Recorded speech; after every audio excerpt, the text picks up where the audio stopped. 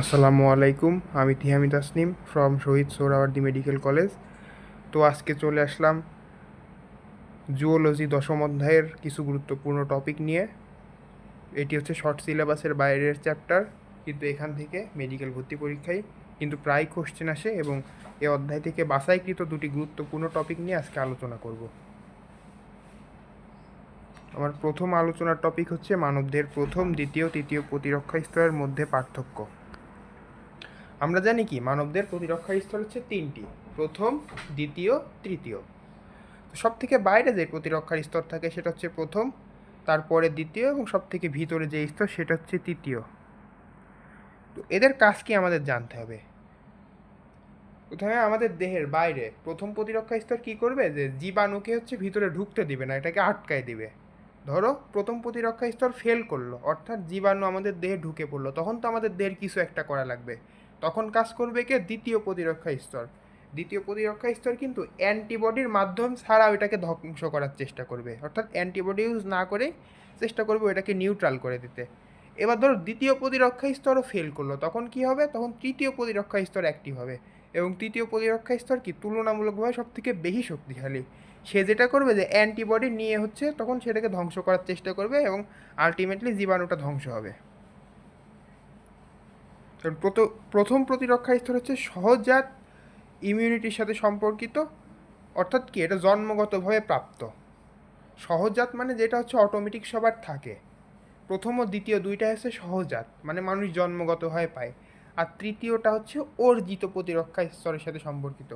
ধরো তুমি জন্মগতভাবে প্রথম ও দ্বিতীয়টা পেলে, আর তৃতীয়টা কিন্তু তোমার জন্মগত না। ফার্স্টে তোমার ভিতরে জীবাণু প্রবেশ করবে, দেন ও তোমার দেহের যে প্রতিরক্ষা স্তর থাকে সে তোমার ওই জীবাণুটাকে চিনবে। এইভাবে তৃতীয় প্রতিরক্ষা স্তর আস্তে আস্তে ডেভেলপ করে। এই যে বলা আছে এটি জন্মগতভাবে প্রাপ্ত, প্রথম ও দ্বিতীয় জন্ম, কিন্তু তৃতীয়টা হচ্ছে জন্মের পর নির্দিষ্ট উদ্দীপনার প্রভাবে সৃষ্ট। ওই যে প্রথমে জীবাণু প্রবেশ করবে, তারপরে তোমার প্রতিরক্ষা স্তর এই জীবাণুটাকে চিনবে, এভাবে নির্দিষ্ট উদ্দীপনা তৈরি হয়ে তৃতীয় প্রতিরক্ষা স্তর তারপরে আস্তে আস্তে স্ট্রং হবে। প্রথম ও দ্বিতীয় দুইটা হচ্ছে নন স্পেসিফিক প্রতিরক্ষা স্তর, আর তৃতীয়টা হচ্ছে স্পেসিফিক। নন স্পেসিফিক মানে কি, এর নির্দিষ্ট কোনো জীবাণু বা অ্যান্টিজেন এর সুনির্দিষ্ট নয়, ওটা যে কোনো জীবাণু আসলেই হচ্ছে ঠেকাই দেবে। কিন্তু তৃতীয় কি, ও যেহেতু চিনে গেছে, মানে ও যাকে চিনবে, অর্থাৎ কি ওটা স্পেসিফিক বা সুনির্দিষ্ট, তার উপরে ও অ্যাটাক করবে, ওই জন্য এটা হচ্ছে স্পেসিফিক বা সুনির্দিষ্ট। এবার এই ছকের সবথেকে গুরুত্বপূর্ণ জিনিস হচ্ছে উদাহরণ।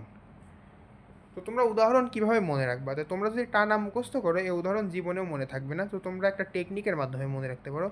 যেহেতু প্রথম প্রতিরক্ষা স্তর, মনে রাখবে এটা হচ্ছে দেহের কি সব বাইরের জিনিস। যেমন কি ত্বক, ত্বক তো আমাদের দেহের বাইরে, লোম ত্বকের উপরে, সিলিয়া। আচ্ছা, ত্বক এই বাইরের জিনিস বাদেও কিছু তরল পদার্থ আছে, যেমন ধরো সিলিয়া আছে, কানের মোম বা সেরোমেন, এবারে অশ্রু, এই যে তরল পদার্থ। অশ্রু হচ্ছে কি চোখের যেই জল, অশ্রু। শ্লেষ্মা মানে যেটা কাশির সাথে আসে, এবারে লালা, লালা তো মুখে থাকে। এবারে পাকস্থলীর অ্যাসিড ও এনজাইম, এগুলোও কিন্তু তরল পদার্থ। তারপরে রেশন জননাঙ্গের অ্যাসিড, তারপরে মাইক্রোবায়োম, মলত্যাগ ও বমি, অর্থাৎ যেইগুলো আমাদের বডি থেকে বের হয়, এগুলোও কিন্তু প্রথম প্রতিরক্ষার স্তর। তাহলে কি প্রথম প্রতিরক্ষা স্তর তিনটা জিনিস: প্রথমটা কি দেহের বাইরের আবরণ, দ্বিতীয়টা বিভিন্ন তরল পদার্থ যেমন চোখের জল, শ্লেষ্মা, তৃতীয়টা কি যেটা ওগুলো আমাদের দেহের থেকে বের হয়ে যায়, যেমন মলত্যাগ ও বমি। আর মাইক্রোবায়োমটা তোমরা হচ্ছে এক্সট্রা মনে রাখবা, এটা হচ্ছে একটা বন্ধু অণুজীব যেটা আমাদের বডির উপকার করে। এবার আসো দ্বিতীয় প্রতিরক্ষা স্তরের উপাদান। তো এর প্রথম দ্বিতীয় কোনটা, যেটা প্রথমের পরেই থাকে, অর্থাৎ এটা অ্যান্টিবডি বাদে ধ্বংস করবে। তো এটা একটা নেমোনিকের মাধ্যমে তোমরা মনে রাখতে পারো, এখানে 9টা আছে। সেটা হচ্ছে ফাইজা, সারা, একা, কম পারে। মনে করো ফাইজা, সারা, একা, এরা হচ্ছে 3 বান্ধবী। এরা কি পড়ালেখা তেমন একটা করে না, এরা কম পারে। তো চলো এবার মেলানো যাক। ফা ফর ফ্যাগোসাইড, ই ফর ইন্টারফেরন, ফাইজার। জাফর, জ্বর। এবার সারা, সারা মানে হচ্ছে সাইটোকাইন্স, এই যে। একা হচ্ছে অ্যাকিউট ফেস প্রোটিন, কম, ক ফর কমপ্লিমেন্ট তন্ত্র, ম ফর প্রাকৃতিক মারণ কোষ বা মারণ কোষ দিয়ে তোমরা মনে রাখতে পারো। আর পারেতে হচ্ছে প্রদাহ। তাহলে কি ফাইজা ছাড়া একা কম পারে। তাহলে কি ফা ফর ফ্যাগোসাইট, ই ফর কি ইন্টারফেরন, জা ফর জ্বর, সা ফর সাইটোকাইন, রা ফর রক্ততঞ্চন, সারা আর একা, একা for acute face protein, sorry সারাতে হচ্ছে সাইটোকাইন, সারা একা কম পারে, কমপ্লিমেন্ট তন্ত্র, প্রাকৃতিক মারণ কোষ, আর এই যে সবার শেষে আছে প্রদাহ। এবার আসো তৃতীয় প্রতিরক্ষা ব্যবস্থার যে উপাদানগুলো রয়েছে, এই উপাদান কিন্তু প্রায় হচ্ছে আসে যে কে কোন প্রতিরক্ষা, এরা সব থেকে বেশি আসে। তো লিম্ফোসাইট, অ্যান্টিবডি, স্মৃতিকোষ। তো তোমরা একটা নেমোনিক দিয়ে মনে রাখতে পারো আসল, আমি কিন্তু একসাথে লেখার চেষ্টা করছিলাম কিন্তু জায়গার অভাবে এই যে তিন জায়গায় যে আসল, এটা দিয়ে মনে রাখতে পারো। তাহলে কি আ ফর অ্যান্টিবডি, স ফর স্মৃতিকোষ, ল ফর লিম্ফোসাইট। তো মোটামুটি এই শখটা কমপ্লিট। এবার সব থেকে বেশি গুরুত্বপূর্ণ যেই টপিকটা ওইটা পড়াই দিব, এই যে অ্যান্টিবডির প্রকারভেদ।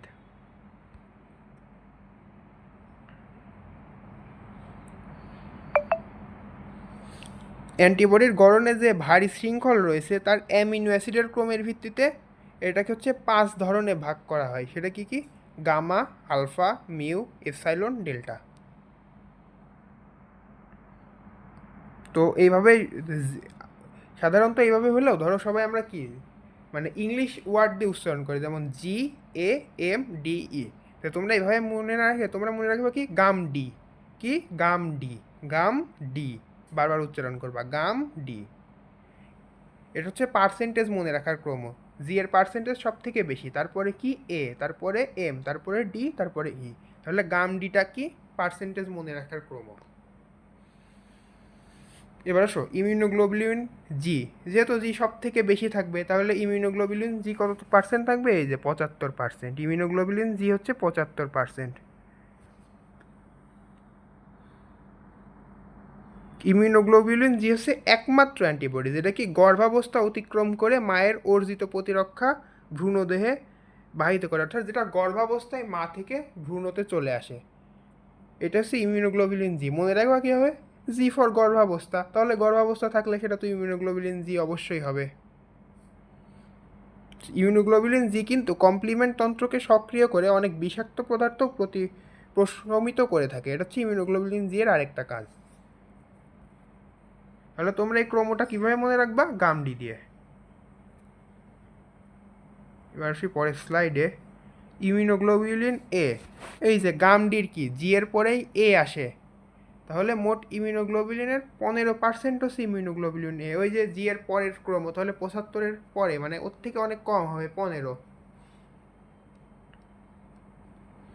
মায়ের দুধে কিন্তু ইমিউনোগ্লোবুলিন এ পাওয়া যায়, এবং বুকের দুধ খাওয়ানোর সময় শিশু দেহে এটি হচ্ছে স্থানান্তরিত হয়। মনে রাখবা কি ম্যাক্সিমাম তরল পদার্থগুলাই ইমিউনোগ্লোবুলিন এ, যেমন এই যে কি মিউকাস ঝিল্লিকে আবৃত করে,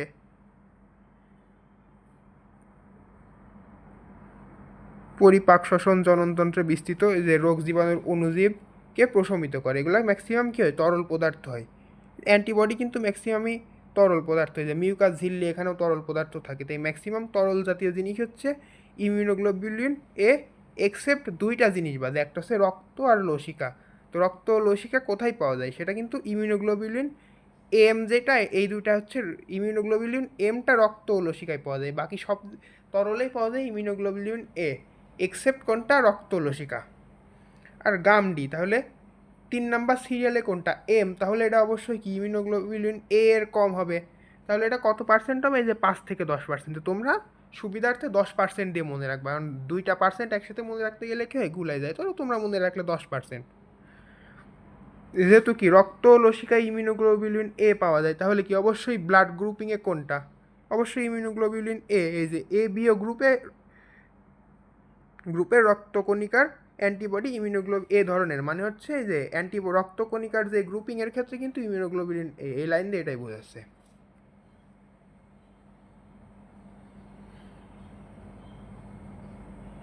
এখানে কিন্তু কিছু ব্যাকটেরিয়া এবং ভাইরাস আমাদের বডিতে থাকে, যেমন ধরো কি ডেঙ্গু ভাইরাস বা করোনা ভাইরাস, এই ভাইরাসগুলা কিন্তু আমাদের বডিকে অ্যাফেক্টেড করে, তখন এদের বিরুদ্ধে স্পেসিফিক সাড়া দেয় দুইটা ইমিউনোগ্লোবুলিন, এটা হচ্ছে ইমিউনোগ্লোবুলিন জি আর একটা হচ্ছে ইমিউনোগ্লোবুলিন এম।